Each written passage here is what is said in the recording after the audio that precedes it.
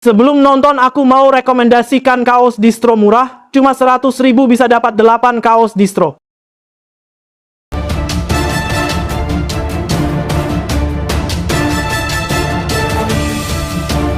Setelah Kenzo tanpa ragu memecat Kayla, suasana kantor menjadi gempar. Para karyawan membicarakan keputusan berani itu, sebagian terkejut, sebagian lagi justru lega karena Kayla yang selama ini dianggap arogan akhirnya tersingkir.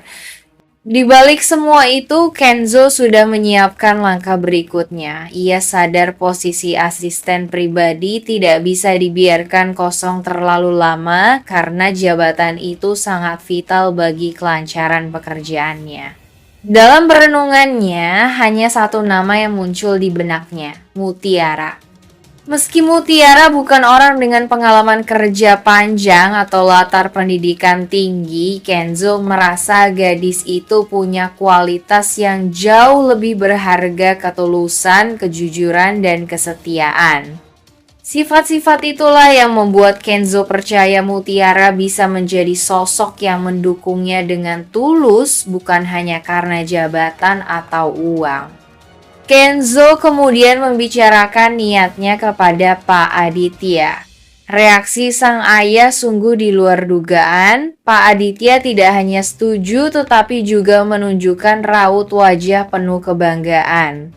Dalam hatinya, ia menyimpan rasa haru karena gadis yang selama ini diam-diam menjadi anak kandungnya akhirnya akan menempati posisi penting di sisi Kenzo.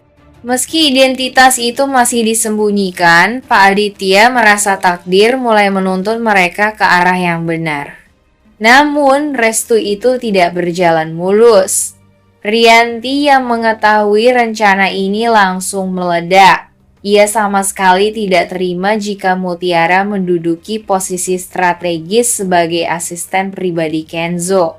Baginya, jabatan itu seharusnya diisi oleh seseorang yang punya latar belakang mentereng, lulusan universitas ternama, dan mampu meningkatkan citra Kenzo sebagai penerus perusahaan. Rianti mengecam keputusan Kenzo dan bahkan menuduh Mutiara hanya menumpang keberuntungan semata.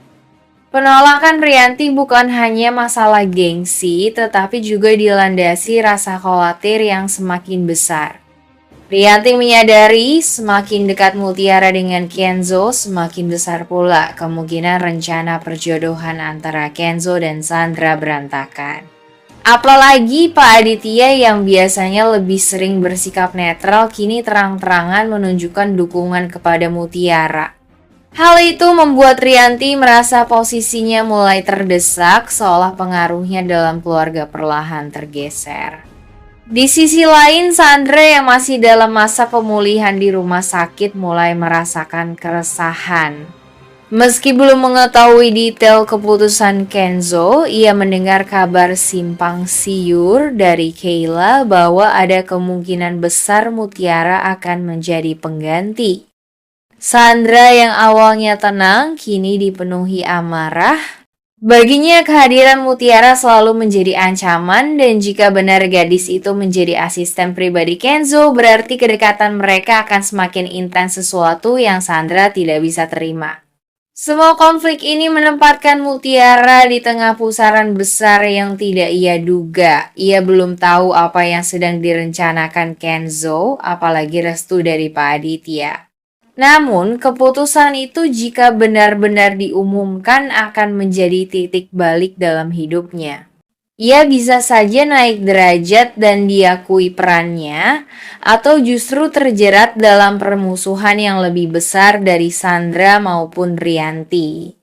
Dengan ketegangan yang terus memuncak, penonton seolah dibuat penasaran. Apakah Kenzo benar-benar akan berani mengumumkan Mutiara sebagai asisten pribadinya, atau justru terhalang oleh intrik Rianti yang tidak mau kehilangan kendali? Meskipun Rianti berusaha keras menolak, suaranya pada akhirnya hanya terdengar seperti bisikan kecil di tengah ketegasan Pak Aditya. Sang suami sudah bulat menetapkan pilihan, Mutiara akan menjadi asisten pribadi Kenzo. Baginya, keputusan itu bukan sekadar urusan pekerjaan, melainkan juga bagian dari intuisi seorang ayah yang diam-diam ingin melindungi darah dagingnya sendiri. Rianti tentu saja mencoba memberikan berbagai alasan mulai dari latar belakang pendidikan Mutiara yang hanya lulusan SMA, hingga kekhawatiran bahwa Kenzo akan kehilangan citra sebagai penerus perusahaan besar jika dibantu oleh gadis sederhana. Namun, Pak Aditya tetap bergeming. Baginya, integritas dan kejujuran jauh lebih penting daripada sekadar ijazah atau gelar. Ia bahkan memperingatkan Rianti secara halus bahwa membantah keputusannya hanya akan memperbesar masalah rumah tangga mereka. Rianti yang biasanya lantang dan penuh kendali untuk pertama kalinya merasa benar-benar terpojok. Ia tahu betul betapa kerasnya karakter suaminya. Jika Pak Aditya sudah berkata iya, maka tidak ada yang bisa mengubahnya. Bahkan Rianti sendiri yang selama ini berambisi mengatur segalanya harus menundukkan kepala. Meski hatinya dipenuhi amarah dan iri, ia tidak punya pilihan selain berpura-pura menerima keputusan itu. Karena menentang lebih jauh bisa membuat rumah tangganya sendiri goyah.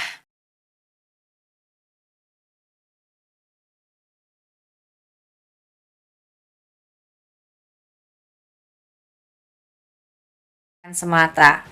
Bagi Kenzo, ancaman itu justru menjadi bukti bahwa Kayla tidak lagi layak berada di sisinya sebagai asisten pribadi. Sikap licik dan emosional yang diperlihatkan Kayla sudah cukup baginya untuk menutup semua kesempatan.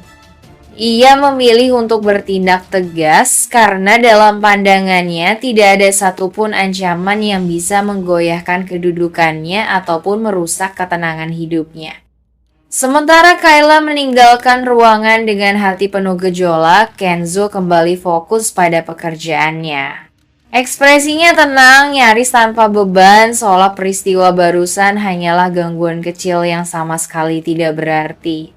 Namun di balik sikap tenangnya, keputusan itu tentu akan menimbulkan riak besar. Kayla yang tersingkir bisa saja merencanakan sesuatu yang lebih berbahaya. Sedangkan Kenzo dengan keyakinan penuh, merasa bahwa tidak ada alasan baginya untuk takut karena baginya, kebenaran dan ketegasan selalu berada di pihaknya.